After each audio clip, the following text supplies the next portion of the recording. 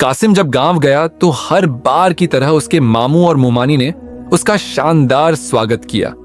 आखिर वह उनका होने वाला दामाद था। उसे देखकर अगर कोई नाखुश हुआ तो वह रिदा थी, जो खुद को दूसरे सैयारे की मखलूक समझती थी। वह अपने ख्यालों में जिस शहजादे का तसव्वुर करती थी, कासिम उस जैसा नहीं था। यही वजह थी कि वह उसे सख्त नापसंद करती थी। कासिम उसके लिए ढेर सारे तोहफे लेकर आया था, लेकिन उसे कोई तोहफा पसंद नहीं आया। सीधा सादा कासिम यही समझता था कि रिदा उससे शर्मा रही है और इसी वजह से उससे कतराती रहती है।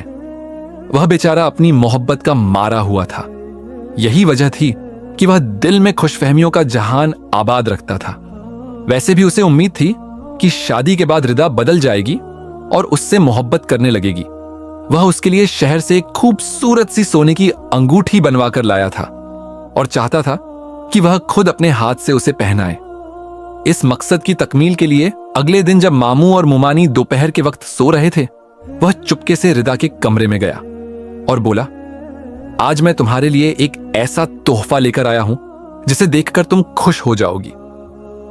रिदा, जो पहले ही उसे बेवकूफ समझती थी, उसका मजाक उड़ाने वाले अंदाज में हंसी और बोली, तुम्हारा तोहफा भी तुम्हारी तरह होगा, बहुत ही सस्ता सा।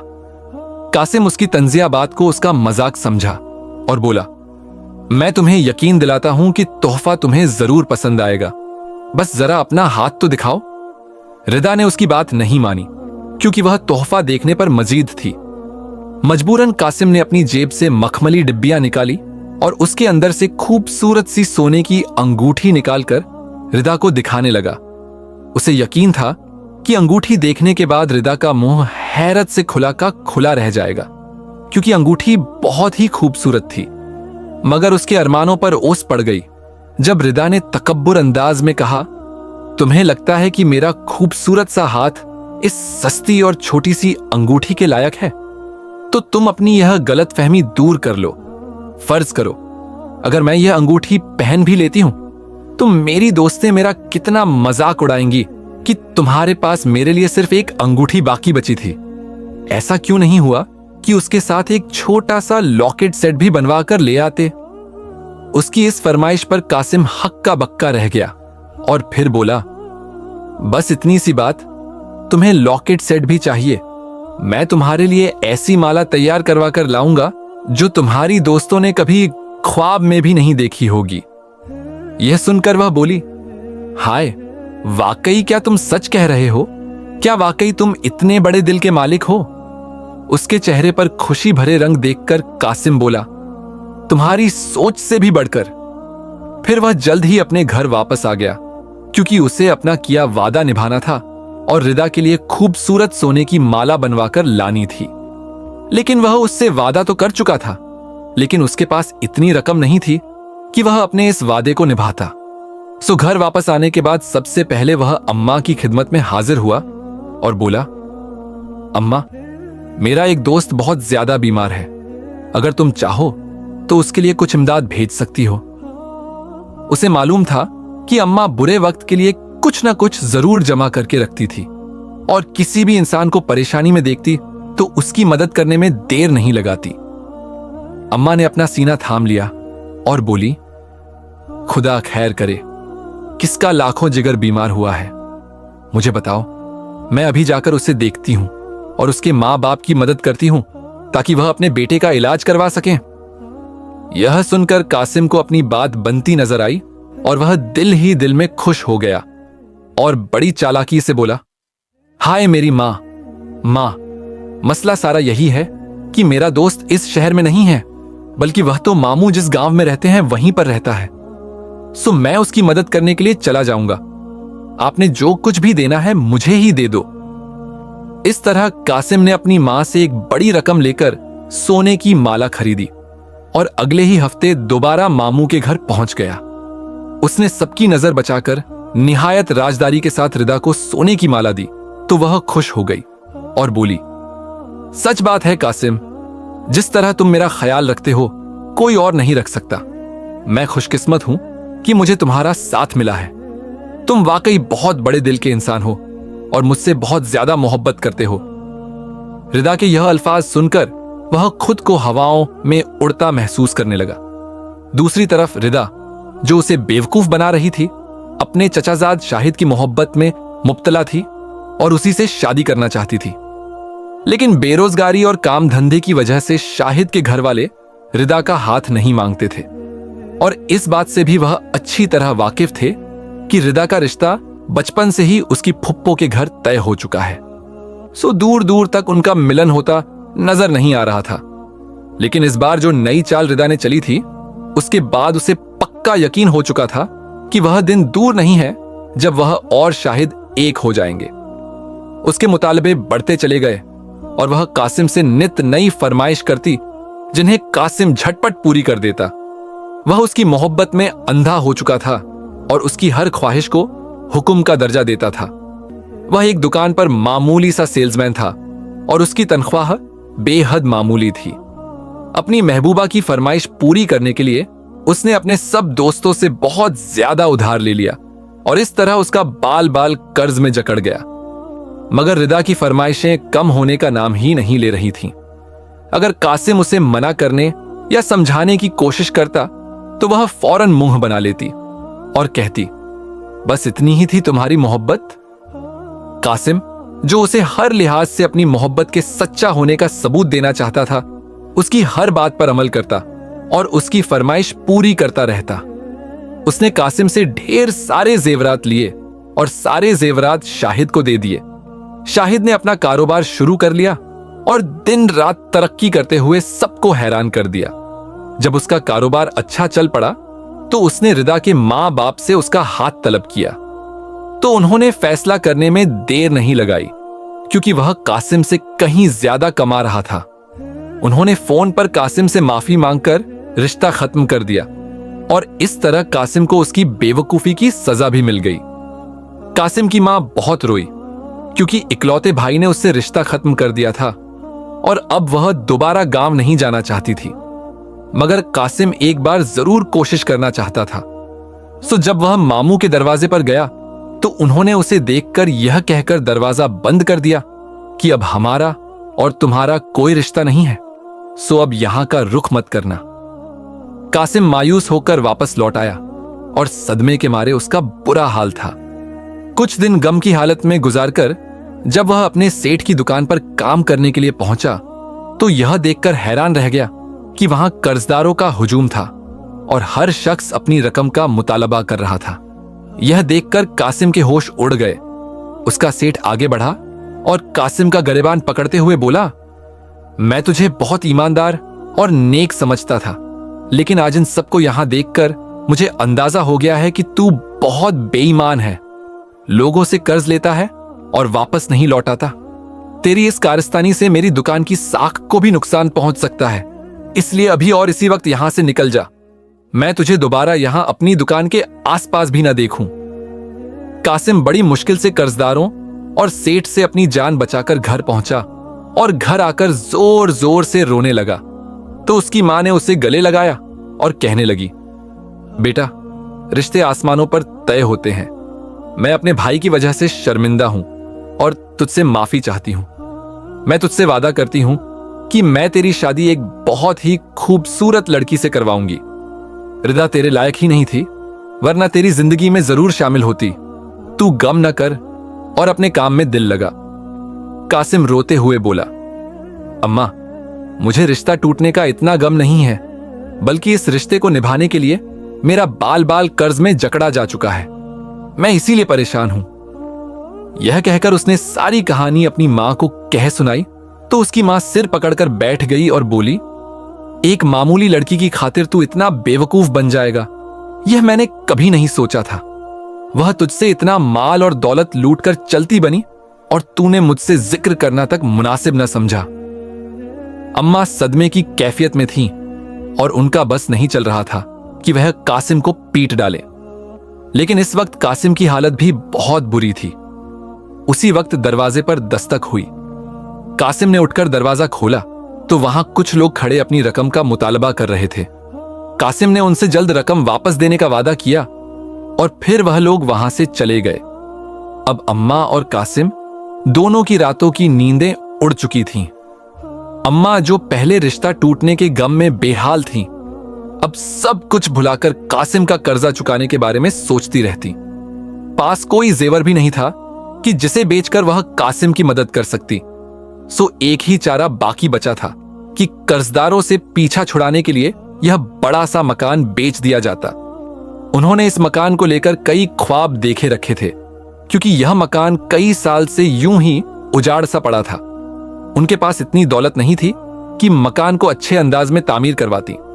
सो हमेशा यही सोचा करती थीं कि कासिम बड़ा होगा तो कमाकर खुद ही मकान बनवा लेगा। लेकिन कासिम के कारनामे ने तो उनसे यह जगह भी छीन ली थी, और इस तरह वह दोनों मां बेटा सब कर्जदारों का कर्ज चुकाकर एक वीरान सी जगह पर आकर आबाद हो गए। अम्मा ने उस छोटे से झोपड़ेनुमा घर में कदम रखा तो फूट फूट कर रोने लगी। कासिम को बड़ी शर्मिंदगी हुई और उसने जाकर अपनी मां के आगे हाथ जोड़ दिए और बोला, अम्मा, मैं तुमसे वादा करता हूं कि एक दिन तुम्हें एक खूबसूरत घर में रखूंगा। बस जो गलतियां मुझसे हो चुकी हैं उन्हें माफ कर दो। मैं अपनी हर गलती का इजाजा करूंगा और खूब दिल लगाकर मेहनत मजदूरी करूंगा ताकि हमारे दिन बदल जाएं और हम फिर से अपने लिए एक घर बना सकें। इस बार मैं तुमसे वादा करता हूं कि किसी के झांसे में नहीं आऊंगा और कभी किसी से कोई ताल्लुक नहीं रखूंगा। मां वह हस्ती होती है जिसका कोई जमीर बदल नहीं सकता। अम्मा दिल ही दिल में गमजदा जरूर थीं, लेकिन बेटे को रोते हुए देखा तो उनका दिल पिघल गया और उन्होंने बेटे को गले लगाकर बहुत सी दुआएं दी। कासिम का दिल एकदम हल्का हो गया और उसने दिल ही दिल में खुद से वादा किया कि एक दिन अपनी मां के ख्वाबों को सच करके दिखाऊंगा। कई दिन तक कासिम काम की तलाश में मारा मारा फिरता रहा, लेकिन उसे कहीं कोई काम न मिला तो मजबूर होकर वह भुट्टा बेचने लगा। सुबह होते ही वह अपना सामान लेकर घर से निकल पड़ता और मुख्तलिफ स्कूलों और अस्पतालों के बाहर खड़ा होकर भुट्टा बेचता। सर्द और गर्म मौसम का ख्याल किए बगैर वह मेहनत करने से न कतराता और अपना काम जारी रखता। हर रात जब वह बिस्तर पर लेटता तो रिदा का चेहरा उसकी आंखों के सामने घूम जाता। उसे यकीन नहीं आता था कि कोई इतना खुदगर्ज और मतलब परस्त हो सकता है। वह बेचैनी से करवट बदलता रहता, लेकिन उसकी आंखों से नींद रूठी रहती। सो वह चुपके से अपने बिस्तर से निकलता और अपनी बांसुरी उठाकर घर से बाहर निकल आता। घर से कुछ दूर फासले पर एक खाली मैदान था। वह वहां आकर बांसुरी बजाता तो उसके दिल का दर्द कुछ हल्का हो जाता था। उसके दिल को सुकून मिलता और वह सुरूर की कैफियत में आ जाता। एक रात वह बांसुरी बजाने में इस तरह गुम था कि उसे महसूस ही न हुआ कि एक जिनजादी उसके करीब बैठकर बांसुरी की धुन सुन रही है। कासिम ने कुछ देर बाद उसे अपने करीब देखा तो हैरान रह गया। जिनजादी मुस्कुराते हुए बोली, तुम्हारी बांसुरी में बड़ा जादू छुपा है। क्या तुम अपनी यह बांसुरी मुझे दे सकते हो? मैं इसे खरीदना चाहती हूं और इसकी हर कीमत अदा करने के लिए तैयार हूं। उसकी बात सुनकर कासिम मुस्कुराया और बोला, जिस तरह मोहब्बत को न तो बेचा जा सकता है और न ही फेंका जा सकता है, यह तो बस दिल को आबाद करने के लिए होती है। मेरी बांसुरी भी ऐसी ही है। उसकी बात सुनकर जिनजादी के चेहरे पर मायूसी फैल गई और वह बोली, तुम बातें बहुत खूबसूरत करते हो। उसने कासिम से कुछ और बात करने की कोशिश की, लेकिन कासिम बिल्कुल बेजार सा बैठा रहा, जैसे वह इस वक्त किसी से कोई बात नहीं करना चाहता। अगले दिन जिनजादी फिर कासिम के पास आई। इस बार उसके हाथ में कुछ तोहफे थे जो वह कासिम को देना चाहती थी, लेकिन तोहफा लेना तो दूर की बात थी। उसने नजर उठाकर उसकी तरफ न देखा और दूसरी जानिब चल पड़ा। जिनजादी शाहबानो बेचारी मायूस खड़ी रह गई। कासिम ने मजीद बांसुरी बजाने का इरादा तर्क किया और अपने घर की जानिब चल पड़ा। अगले दिन उसे शदीद बुखार था। अम्मा परेशान हो गई। उसे देसी दवा दी जो वह हमेशा दिया करती थी, मगर कोई आराम न आया। तंग आकर वह उसे शाम के वक्त आलिया के आस्ताने पर ले गई। आलिया जो रूहानी इल्म रखती थी और एक अरसे से अपना आस्ताना चला रही थी, जिन्नात के मामलात को बड़ी अच्छी तरह जानती थी। उसने पहली नजर में ही यह बात भांप ली कि मामला किसी जिनजादी का है। उसने अम्मा को कमरे से जाने का कहा और कासिम से बोली, एक जिनजादी तुझ पर आशिक हो गई है। वह दौलतमंद है और हसीन भी। तुझे अपने दाम उल्फत में उलझाने में उसे वक्त नहीं लगेगा। अगर तू अपने कदम मजबूत रखे तो अलग बात है। कासिम के जहन में जिनजादी शाहबानो का चेहरा घूम कर रह गया। वह उसकी आंखों में अपने लिए पसंदीदगी के भरे जज्बात बड़ी अच्छी तरह देख चुका था। मैं उससे किस तरह बच सकता हूं? आलिया ने एक ताविज उसकी तरफ बढ़ाया तो कासिम ने चुपचाप अपने गले में ताविज डाल लिया। मेरी बात गौर से सुन, आलिया ने राजदारी भरे अंदाज में कहा तो कासिम ने अपना कान उसके करीब कर लिया। 40 दिन तक किसी को भीख मत देना, वह तुझे अपना बनाने के लिए कोई चाल भी चल सकती है। कासिम बोला, बस इतनी सी बात। यह काम तो बहुत आसान है। अगर मैंने किसी की मदद करनी हुई तो अम्मा के जरिए कर दूंगा। वह ताविज लेकर वहां से चल निकला। अम्मा को आलिया की दी हुई हिदायत बताई तो वह उसका पहले से ज्यादा ख्याल रखने लगी और कोशिश करती कि वह घर से बाहर न निकले। मगर कासिम ने जो मेहनत करने का अहद अपने दिल में पाल रखा था, उस वजह से अब वह काम के बगैर नहीं रह सकता था। सो वह सुबह को काम करने के लिए निकल जाता और रास्ते में जितने भी फकीर नजर आते सबको नजरअंदाज करके अपने काम से काम रखता था। आलिया ने कासिम के गिर्द अपना मजबूत हिसार बांध रखा था। शाहबानो उसे दूर से देखती और तड़प जाती। अब वह बांसुरी बजाने के लिए नहीं जाता था, लेकिन शाहबानो उसे देखने के लिए उसके आसपास जरूर आती थी। उसका बड़ा जी चाहता था कि वह कासिम से बातें करे और उसके करीब आए, लेकिन हिसार की वजह से वह तड़प कर रह जाती और अपनी यह ख्वाहिश लेकर वापस अपने घर चली जाती। 20 दिन बड़े सुकून से गुजरे थे कि अचानक कासिम बीमार हो गया। अम्मा के तो मानो हाथ पांव ही फूल गए। बुढ़ापे की वजह से वह वैसे भी बहुत कमजोर थीं। अब इकलौता बेटा बीमार हुआ तो वह पहले से ज्यादा खुद को कमजोर और बेबस महसूस करने लगी।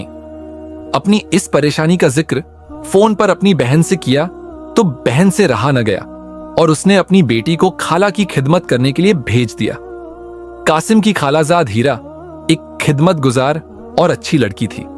उसने यहां आने के बाद सारे घर का काम संभाल लिया और वह कासिम के लिए भी बड़ा स्वादिष्ट सा परहेज खाना तैयार करती, जिसे वह खुशी खुशी खा लेता। सारी उम्र अम्मा की यही आरजू रही कि काश एक बेटी होती। अब भांजी घर आई थी तो ऐसा लगता था जैसे बेटी घर के अंदर मौजूद हो। सो उन्होंने दिल ही दिल में फैसला कर लिया कि वह हीरा को ही अपनी बहू बनाएंगी। दूसरी जानिब हीरा के दिल में भी कासिम के लिए पसंदीदगी भरे जज्बात पैदा हो गए। वह उसे दिल ही दिल में चाहने लगी। वह शर्मीली तबीयत की लड़की थी जो अपने मुंह से अपनी मोहब्बत का इकरार नहीं कर सकती थी। सो उसने अपनी मोहब्बत को दिल में ही छुपाकर रखा और कासिम की खिदमत करने में कोई कसर न छोड़ी। साफ सुथरे घर और अच्छी देखभाल की वजह से कासिम जल्दी सेहतयाब हो गया और काम पर जाने लगा। शाहबानो कासिम के गिर्द बंधे हिसार को तोड़ने के लिए बहुत मेहनत करने लगी। उसने 7 दिन का सख्त तरीन अमल किया, जिसके बाद वह रूप बदलकर कासिम के पास जा सकती थी और न सिर्फ उससे बात कर सकती थी बल्कि उसे छू भी सकती थी। यह बात उसके लिए बहुत खुशी का बायस थी। कासिम के घर बड़े बड़े ताविज लटके हुए थे, जिसकी वजह से वह उसके घर में दाखिल नहीं हो सकती थी। लेकिन कासिम जैसे ही काम पर निकला तो वह पहले से ही उसकी मुंतजिर थी। वह एक फकीर औरत के रूप में उसके करीब आई और बोली, मुझे तेरे हाथ से कुछ सदका चाहिए, चाहे वह भुट्टे के 2 दाने ही क्यों ना हो। तू मेरी इस फैली हुई झोली में डाल दे। कासिम ने हैरत से उस खूबसूरत फकीर की तरफ देखा, जिसके कपड़े तो फटे हुए थे, लेकिन उसकी सूरत इतनी दिलकश थी कि उस पर से निगाह हटाना मुश्किल हो रहा था। कासिम एकटक उसे देख रहा था, जैसे उसने उस पर कोई जादू कर दिया हो। वह उसके हुस्न में खो गया और उसे पता ही न चला कब उसने गरम गरम भुट्टे के बहुत सारे दाने हाथ में भरकर उसकी फैली हुई झोली में डाल दिए। लम्हे भर में आलिया के जादू का तोड़ खत्म हो गया और इस तरह शाहबानो के मन की मुराद पूरी हो गई।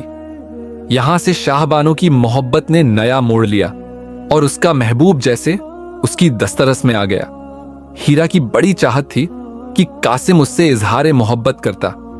वह अपनी खाला की ख्वाहिश से बड़ी अच्छी तरह वाकिफ थी, लेकिन हमेशा उसकी आंखों को ढूंढती रहती और हर बार उसकी आंखों में अपने लिए कोई मोहब्बत या लगन न पाकर मायूस हो जाती थी। वह रातों को उठकर खुदा से दुआ करती कि कासिम का दिल उसकी मोहब्बत से भर जाए, लेकिन ऐसा लगता था जैसे अभी उसकी दुआओं के कबूल होने का वक्त बहुत दूर था। एक रात वह दुआ करने के लिए उठी तो उसने एक नजर खाला को देखा, जो हसब ए आदत बेखबर सो रही थी। जबकि कुछ देर बाद उसे दरवाजा खुलने की आवाज सुनाई दी तो वह हैरत से कमरे से बाहर निकली और यह देखकर हैरान रह गई कि कासिम बाहर के दरवाजे से निकलकर न जाने कहां जा रहा था। उसके दिल में खतरे की घंटियां बजने लगीं। वह उसके पीछे चल पड़ी। रात के अंधेरे में उसे कासिम का चेहरा दिखाई नहीं दे रहा था। उसे सिर्फ कासिम का साया दिखाई दे रहा था, जिसके पीछे वह चलती रही। वह नंगे पांव उसके पीछे बिल्कुल बेखौफ होकर चल रही थी।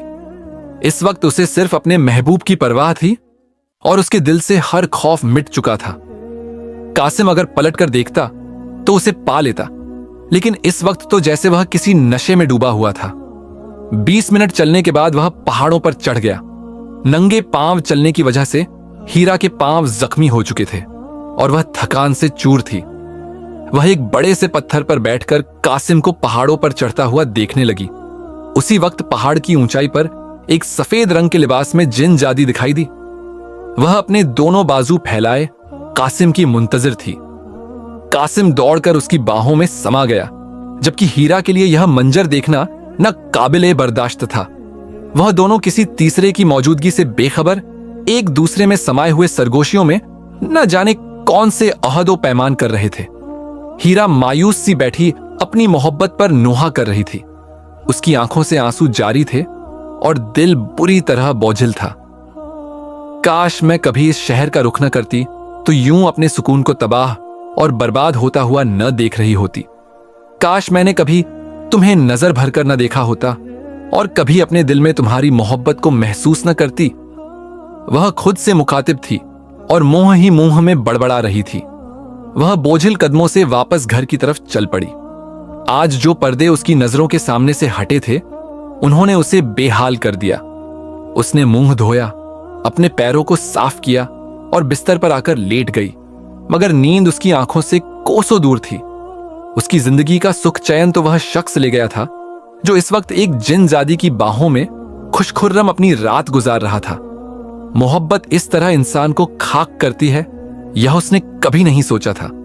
उसने तो कभी यह भी नहीं सोचा था कि कासिम से मोहब्बत करने की सजा उसे सारी उम्र भुगतनी पड़ेगी।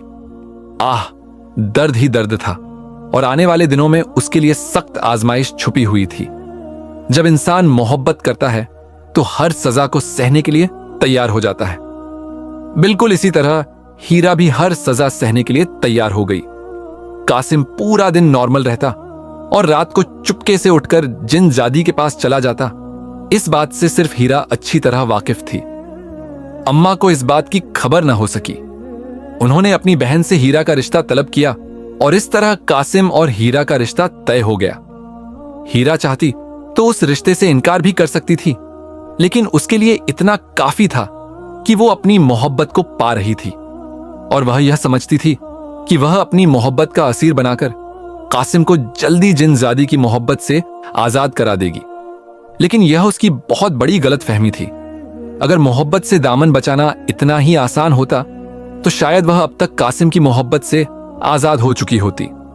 जिस रात वह कासिम की दुल्हन बनी, उसे देखने वाली हर नजर ने उसकी तारीफ की और नॉर्मल सी शक्ल सूरत वाले कासिम की किस्मत पर रश्क किया जिसे इतनी हसीन बीवी मिली थी। हीरा को पूरा यकीन था कि आज की रात कासिम उसे छोड़कर कहीं नहीं जाएगा, क्योंकि उसके हर अंदाज से जाहिर होता था कि वह हीरा को पा लेने के बाद कितना खुश है। इस वक्त कासिम उसका हाथ अपने मजबूत हाथ में लिए प्रतपिश नजरों से उसे देख रहा था। हया की सुर्खी की बदौलत हीरा के गाल दहक रहे थे। कासिम अपनी नई नवेली खूबसूरत सी बीवी की तारीफ करने के लिए अल्फाज का चुनाव करने लगा और फिर उसके अल्फाज ने हीरा की समाई में अमृत घोल दी। मुझे ऐसा लग रहा है जैसे आज मेरी जिंदगी मुकम्मल हो गई। तुमने मेरी जिंदगी में शामिल होकर मेरी जिंदगी को खूबसूरत बना दिया है। हीरा, जिस तरह तुमने मुझे और मेरे घर को संभाला है, मुझे पूरा यकीन है कि तुम्हारे अलावा यह काम कोई दूसरा नहीं कर सकता था। उसकी बात सुनकर हीरा मुस्कुराई और बोली, यह तो मेरा फर्ज बनता है कि जब तुमसे मोहब्बत की है तो तुम्हारे और तुम्हारे घर के हर काम को अपनी जिम्मेदारी समझूं। इस वक्त घर में कुछ मेहमान मौजूद थे और वह सब अम्मा के कमरे में शादी की थकावट के बाद अब गहरी नींद में डूबे हुए थे। वह दोनों मोहब्बत भरी सरगोशियों में गुम थे कि एकदम बिजली बंद हो गई और पूरा कमरा अंधेरे में डूब गया। हाथ को हाथ सुझाई न देता था। मुझे घबराहट महसूस हो रही है, एकदम कासिम ने कहा और अपना सीना मसलने लगा। हीरा परेशान हो गई। कासिम बोला, मुझे बाहर खुली फजा में जाने की जरूरत है। यह कहकर वह कमरे से बाहर निकल गया। हीरा ने लाख चाहा कि वह उसे आगे बढ़कर मना कर दे, लेकिन ऐसा लगता था जैसे उसके कदम जमीन से जुड़ चुके हैं। वह आगे बढ़कर कासिम का बाजू पकड़ना चाहती थी, लेकिन ऐसा लगता था जैसे किसी नादीदा कुव्वत ने उसे अपने हिसार में ले लिया है। उसका अपनी जात से इख्तियार खत्म हो चुका था। कासिम दरवाजे से बाहर निकला और फिर बैरूनी गेट से बाहर निकलकर गली में चला गया, तो हीरा अपने भारी कामदार लहंगे को संभालते हुए उसके पीछे चली गई। कासिम होश और खिर्द से बेगाना पहाड़ की तरफ बढ़ रहा था। हीरा को ऐसा लगा जैसे आज वह अपनी मोहब्बत का खेल हार चुकी है और कभी भी कासिम को हासिल नहीं कर सकती। वह चलती थी तो उसकी पायल की खनक अंधेरे में फैले सुकून का दम तोड़ती थी, लेकिन कासिम को उस वक्त अपनी महबूबा जिनजादी के अलावा किसी की फिक्र नहीं थी। हीरा दुल्हन के रूप में एक बड़े से पत्थर पर बैठकर अपनी बदनसीबी को रोने लगी।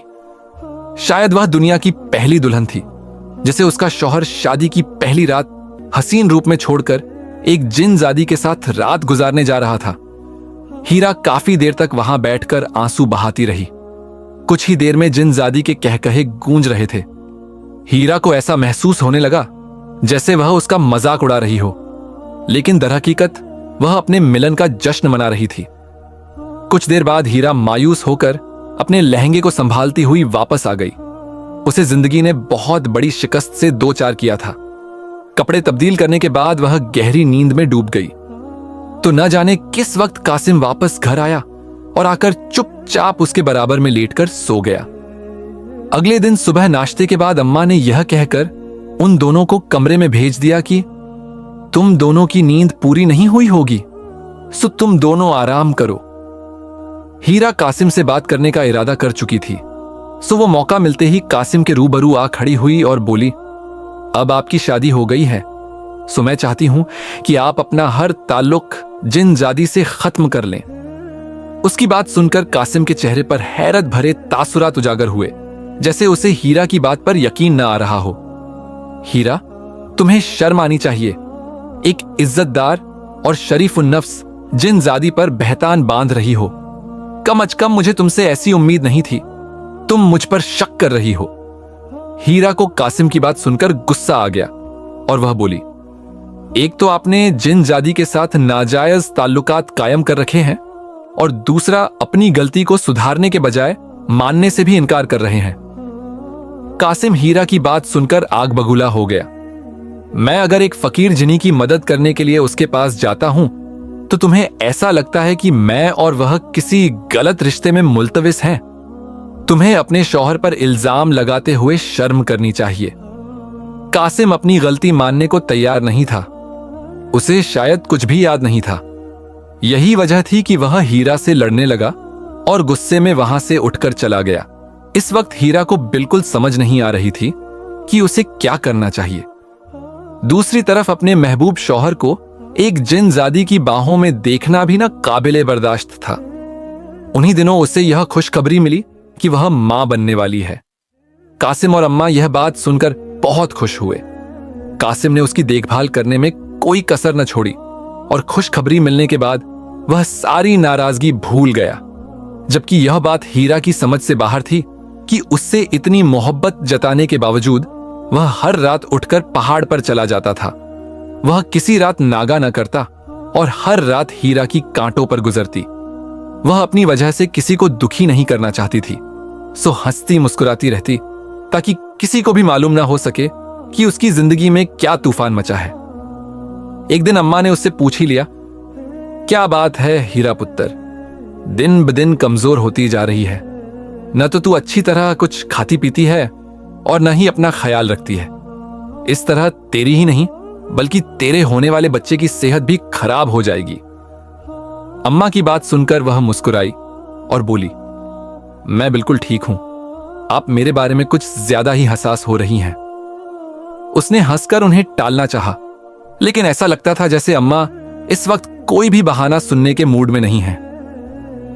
मुझे लगता है तू यहां उदास हो गई है। शादी के बाद एक बार भी अपने घर जाने की जिद नहीं की। मैं तो कहती हूं तू चंद दिन अपने घर जाकर रह ले, ताकि तेरा दिल लग जाए। हीरा को अम्मा की तजवीज पसंद आई थी, लेकिन अगले ही पल उसने सोचा कि उसके जाने के बाद तो कासिम मुकम्मल तौर पर जिनजादी की मोहब्बत में न डूब जाए। तो उसने अम्मा को फौरन मना कर दिया। नहीं खाला, मैं अपने घर नहीं जा सकती, क्योंकि आजकल मुझे कासिम की तबीयत कुछ ठीक नहीं लग रही। मैं जाऊंगी तो वह उदास हो जाएंगे। वैसे भी घर रहकर मुझे उनका ख्याल ही आता रहेगा। अम्मा ने प्यार भरी नजर से अपनी बहू को देखा और दिल ही दिल में सोचने लगी, मेरी प्यारी भांजी मुझ पर ही गई है, तभी तो शौहर का इतना ख्याल रखती है। चिराग लेकर ढूंढती तो भी मुझे यकीनन ऐसी बहू न मिलती। खुदा का शुक्र है जिसने यह रौनक मेरे घर में सजा दी। हीरा जिनजादी से मुलाकात करना चाहती थी ताकि वह उसे बता सके कि कासिम उसका शौहर है और उसके अलावा किसी का भी उस पर कोई हक नहीं है।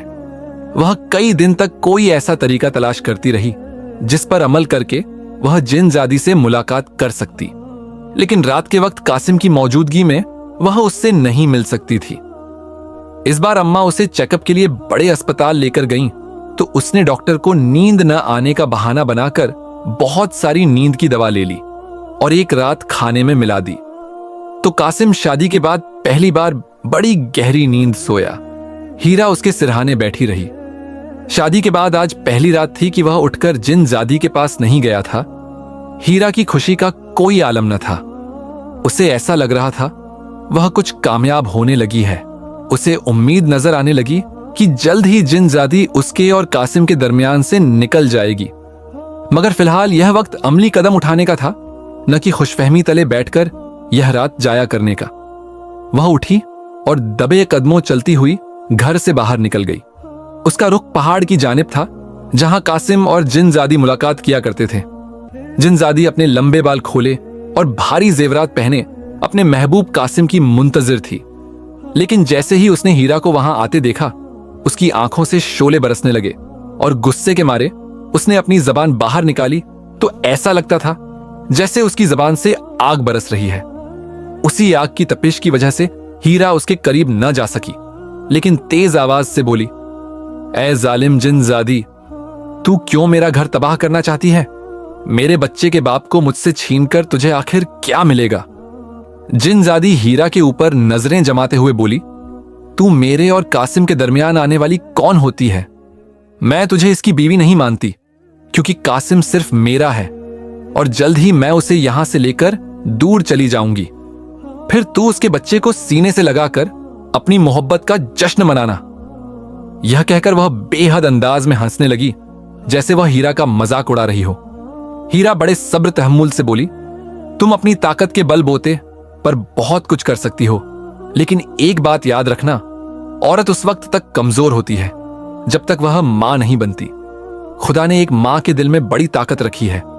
तुम चाहो तो जिस हद तक भी चली जाओ, लेकिन मेरी मोहब्बत कासिम को मुझसे दूर नहीं कर सकती। बेहतर है कि खुद ही अपना रास्ता बदल लो। हीरा यह कहकर चुपचाप अपने घर वापस आ गई। पीछे शाहबानो अंगारे उगलती रह गई। उस रोज हीरा ने पुख्ता इरादा कर लिया था कि वह किसी भी तरह अपने घर और शौहर को जिनजादी से बचाकर रहेगी। उसने सबसे पहले अम्मा से बात की और उन्हें सारी बात बताई, तो वह यह बातें सुनकर हैरान रह गईं और बोली, इतने महीने से तू ये सब अकेली ही बर्दाश्त कर रही है? बेटा, मुझे अपनी मां समझा होता तो पहले ही बता देती। हीरा खाला का यह शिकवा सुनकर तड़प उठी और बोली, मैं आपको किसी भी तरह तकलीफ नहीं पहुंचाना चाहती थी, इसीलिए सोचा कि मामलात खुद ही निपटा लूं, लेकिन मुझे लगता है मैं हार जाऊंगी और जिनजादी यह जंग जीत जाएगी। उसकी आंखों में नमी देखकर अम्मा का दिल कटकर रह गया। अरे, ऐसे कैसे वह तेरे हक पर डाका डालेगी? मैं सब देख लूंगी। बहू नहीं, हमेशा तुझे बेटी समझा है, और मुझे लगता है कि शायद मुझसे ही गलती हो गई। मुझे कासिम का इलाज मुकम्मल करवाना चाहिए था। आलिया ने जब 40 रोज का अमल बताया था तो इसके बाद मुझे ऐसे लगा जैसे कासिम मुकम्मल तौर पर ठीक हो चुका है और अब उसकी जिंदगी में जिन जादी का कोई दखल नहीं है।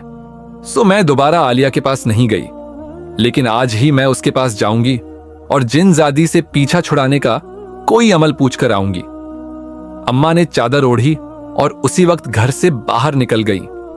हीरा दरवाजा बंद करने के लिए उठना चाहती थी, लेकिन इन दिनों उससे उठना बैठना मुश्किल हो रहा था। सो वह अभी इरादा ही कर रही थी कि एक काली बिल्ली खुले हुए दरवाजे से घर के अंदर दाखिल हो गई। उसकी आंखों की गैर मामूली चमक देखकर हीरा को अच्छी तरह अंदाजा हो गया कि उसका ताल्लुक जिन्नात से है। हीरा उसके ऊपर पानी डालकर उसे भगाने की कोशिश करने लगी, लेकिन जैसे ही पानी उसके करीब जाता उसे छुए बगैर गायब हो जाता। ऐसा लगता था जैसे पानी हवा में ही टहलील हो रहा है। खौफ के मारे हीरा के रोंगटे खड़े हो गए। काफी देर तक यही खेल जारी रहा। वह बिल्ली को भगाने की कोशिश करती, लेकिन बिल्ली पर तो जैसे कोई असर ही नहीं हो रहा था, या ऐसा लगता था जैसे बिल्ली हीरा को देख ही नहीं रही और वह पूरे घर में लगे ताविज को निकलती रही। हीरा का सिर बुरी तरह चकरा रहा था और वह बिल्ली को छोड़कर खुद को संभालने की कोशिश करने लगी। उसे सफेद कपड़ों में कोई घर के अंदर आता महसूस हो रहा था। सब कुछ इतना धुंधला था कि वह चेहरा न पहचान सकी। वह होश और खिर्द से बेगाना होकर हवा में लहरा गई और करीब था कि जमीन पर आ गिरे कि दो मेहरबान हाथों ने उसे थाम लिया। हीरा की आंख खुली तो वह अस्पताल में बेड पर लेटी थी। उसके आसपास अजीबोगरीब चेहरों और सफेद लिबास पहने लोग घूम रहे थे। मैं शायद मर चुकी हूं, उसने लब हिलाए और जैसे खुद से सरगोशी की। लेकिन उसी वक्त एक जिनजाद उसके करीब आकर खड़ा हो गया और बोला, तुम बिल्कुल जिंदा हो और इस वक्त हमारी मेहमान हो। यह रहा तुम्हारा नन्हा शहजादा।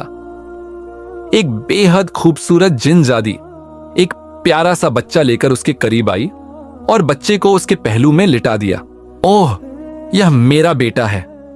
हीरा शदीद कमजोरी और नकाहत के बावजूद मुस्कुरा दी। उसे ऐसा लग रहा था जैसे उसके आसपास जिन्नात के रूप में फरिश्तों का गुजर हो। हीरा सोचने लगी कि वह यहां किस तरह पहुंची है, लेकिन उसे कुछ भी याद नहीं आ रहा था। उसने दिमाग पर काफी जोर दिया, लेकिन वह शदीद कमजोरी की वजह से जल्द ही नींद में डूब गई। गहरा अंधेरा हर तरफ छाया हुआ था। सन्नाटे ने रात को अपनी बाहों में ले रखा था। हीरा को दो मेहरबान हाथों ने थामा हुआ था और वह खाली उलझनी की कैफियत में चल रही थी। उसे बिल्कुल अंदाजा नहीं था कि वह इस वक्त किसके साथ चल रही है और कहां जा रही है। कुछ देर बाद दस्तक की आवाज सुनाई दी तो ऐसा लगा जैसे घर के अंदर मौजूद अम्मा और कासिम दस्तक के इंतजार में ही बैठे हुए हैं। अम्मा ने दौड़कर दरवाजा खोला, लाघर और कमजोर सी हीरा को सामने मौजूद पाकर गले लगा लिया। कहां चली गई थी मेरी बच्ची? मैंने तुझे कहां कहां तलाश नहीं किया। तेरी जुदाई में देख कासिम का क्या हाल हो गया है। घर के अंदर दिया रोशन किया गया था, जिसकी वजह से वह कासिम का चेहरा वाजह तौर पर देख सकती थी। उसके चेहरे पर दुख, परेशानी और जुदाई के असरात थे। हम आप लोगों से माफी चाहते हैं। हमारी जिनजादी मलका ने कासिम के ऊपर आशिक होने के बाद आपकी जिंदगी में बहुत ज्यादा दखल अंदाजी की है। जिनजात की भारी आवाज ने सबको अपनी तरफ मुतवज्जह कराया और वह मजीद कहने लगा, आप लोग जिन्नात के बारे में बुरे ख्यालात अपने दिल और दिमाग से निकाल दें। दरअसल हम भी उसूल पसंद हैं और अपनी जिंदगी को उसूलों के मुताबिक गुजारते हैं, लेकिन जिस तरह कभी कभार इंसान अपने उसूलों और कानूनों से बगावत कर जाते हैं, बिल्कुल इसी तरह जिन्नात भी बागी हो जाते हैं। जैसे हमारी मलका शाहबानू ने अपने मलका होने का लिहाज एक तरफ रखकर एक इंसान पर आशिक हो गई और फिर कासिम की शादीशुदा जिंदगी में जहर घोलने लगी। हमारे नजदीक यह एक जुर्म है और इस जुर्म की सजा बड़ी कड़ी है। अगर हम जिन्नात को इंसानों पर मुसल्लत होने का इख्तियार दे दें तो यकीनन कोई भी इंसान जिन्नात के शर से महफूज नहीं रहेगा। हम सब जिन्नात बिरादरी ने शाहबानू मलका से तमाम इख्तियार वापस ले लिए हैं। अब न वो कभी हम पर हुकूमत करेगी और न ही अपनी पहले वाली जगह दोबारा हासिल कर सकेगी। मेरे ख्याल से उसकी इतनी सजा काफी है। अब बेहतर है कि आप लोग उसे सजा देने के बारे में न सोचें, क्योंकि अपना रुतबा खो देने के बाद वह अपनी ताकतें भी खो देगी और कासिम का पीछा छोड़ देगी। जिन्नात की यह बात सुनकर सबने शुक्र अदा किया। हीरा को ऐसा लग रहा था जैसे आज उसकी आजमाइश का आखिरी दिन है। अम्मा ने जिनजाद का शुक्रिया अदा किया तो वह उन्हें खुदा हाफिज कहकर चला गया। कासिम ने कुंडी लगाई और अपने बेटे को गोद में लेकर प्यार करने लगा। हीरा को आहिस्ता आहिस्ता पूरी बात याद आने लगी कि वह किस तरह जिन्नात के अस्पताल पहुंची थी। घर में अकेली होने की वजह से उसकी तबीयत अचानक बिगड़ी तो जिन्नात ने उसकी मदद की और उसे अपने साथ ले गए, वरना अब तक शायद कोई बड़ा नुकसान हो चुका होता। और यह रात उन्होंने नन्हे शहजादे के पास बैठकर उसे देखते हुए गुजार दी, जो हूबहू कासिम के जैसा था। अगले दिन कासिम सोने के लिए लेटा तो उसे देखकर ऐसा लगता था जैसे कोई मासूम बच्चा गहरी नींद की आगोश में चला गया हो। रात के 3 बजे तो हीरा का दिल जोर जोर से धड़कने लगा। उसे डर था कि कहीं कासिम उठकर पहाड़ पर न चला जाए, लेकिन हैरत अंगेज तौर पर आज उठना तो दूर की बात, उसने करवट तक न बदली। पहाड़ों पर शायद जिनजादी उसकी मुंतजिर थी। तभी तो जब काफी देर गुजरने के बावजूद कासिम न आया तो पूरे इलाके में एक नागवार सी आवाज फैल गई और किसी के चिल्लाने की आवाज सुनाई देने लगी। डर के मारे हीरा के रोंगटे खड़े हो गए। उसे डर था कि कहीं जिनजादी उसके बेटे को कोई नुकसान न पहुंचाए, सो वह उसे सीने से लगाकर अम्मा के कमरे में चली गई। अम्मा की आंखों से भी नींद कोसों दूर थी। वह कुछ पढ़कर नन्हे शहजादे पर दम करने लगी तो हीरा को कुछ सुकून महसूस हुआ। कुछ देर बाद जोर जोर से दरवाजा बजाने की आवाज सुनाई देने लगी, साथ ही बिजली कड़की और तेज बारिश हुई। हमें दरवाजा खोलना चाहिए, हो सकता है कोई मुसाफिर इस खराब मौसम में हमारी मदद चाहता हो। हीरा दरवाजा खोलने के लिए उठ खड़ी हुई तो अम्मा ने बाजू से पकड़कर उसे बिठा लिया और बोली, दरवाजा खोलने की बिल्कुल जरूरत नहीं, क्योंकि बाहर कोई और नहीं बल्कि जिनजादी है। आज अगर यह दरवाजा खुल गया तो हो सकता है हम फिर कभी उससे पीछा न छुड़ा सके। अम्मा का अंदाजा दुरुस्त साबित हुआ, क्योंकि उसी वक्त बाहरी दरवाजे के बाहर से जिनजादी के चीखने चिल्लाने की आवाजें सुनाई देने लगीं। वह चिल्लाते हुए कासिम को पुकार रही थी। हैरत की बात यह थी कि कासिम उसकी आवाजों से बेखबर गहरी नींद में सोता रहा। मुसलसल 3 रातों तक यही सिलसिला चलता रहा। अम्मा और हीरा के लिए यह वक्त कठिन जरूर था, लेकिन गुजर गया। 3 दिन बाद जिनजादी खुद ही थक हार कर वापस चली गई। यहां से हीरा की जिंदगी के खूबसूरत दिन शुरू हो गए। उसने जिनजादी की मौजूदगी में कासिम को अपनाकर जिस मोहब्बत का सबूत दिया था, अब उसे उसका सिला मिल रहा था। कासिम उस पर जान निछावर करता है तो अम्मा हर वक्त उसकी शुक्रगुजार रहती हैं, जिसकी मोहब्बत ने उनके बेटे को जिनजादी के इश्क में दीवाना होने से बचा लिया था। उनकी शादी को 5 साल गुजर चुके हैं। कासिम ने दिल ही दिल में मेहनत करने का जो अहद बांधा था, अब अपना कारोबार शुरू करके वह अपने इरादों को अमली जामा पहना चुका है। अक्सर हीरा शरारत के मूड में उससे जिनजादी का जिक्र करती है तो वह हंसने लगता है। उसका कहना है कि वह किसी जिनजादी को नहीं जानता और न ही कभी किसी जिनजादी से मिला है। उसके दिल से शाहबानू की हर याद मिट चुकी है। वह हीरा के साथ अपनी जिंदगी में खुश और मुतमिन है। लेकिन आज भी जब चांदनी रातों में किसी मुसाफिर का पहाड़ से गुजर होता है तो उसे जिनजादी के चिल्लाने की आवाज सुनाई देती है। सुना है वह अब भी कासिम को पुकारती है और उसकी मोहब्बत में पूरे चांद की रात में बांसुरी बजाती है और गाना गाती है। पूरा गांव उसकी आवाज सुनता है। लेकिन हैरत की बात तो यह है कि जिस रात उसकी आवाज गांव में लोगों को सुनाई देती है, उस रात कासिम को बड़ी गहरी नींद आती है, जैसे उसे कोई लोरी सुना रहा हो। हीरा इस बात से मुतमीन है कि अब उसकी मोहब्बत में कोई हिस्सेदार नहीं, क्योंकि इंसान हर चीज का बंटवारा बर्दाश्त कर सकता है। लेकिन अगर कोई मोहब्बत में शरीक हो तो यह मोहब्बत जिंदगी का एक तल्ख सबक बन जाती है। और जिंदगी की इन्हीं तल्खियों को सहकर आज हीरा और कासिम बहुत खुशगवार जिंदगी गुजार रहे हैं।